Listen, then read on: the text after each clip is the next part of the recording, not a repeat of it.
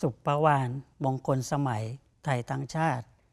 พระภูวนาถเฉลิมพระชนมพรรษาร้อยดวงใจจงรักไทยองค์ราชา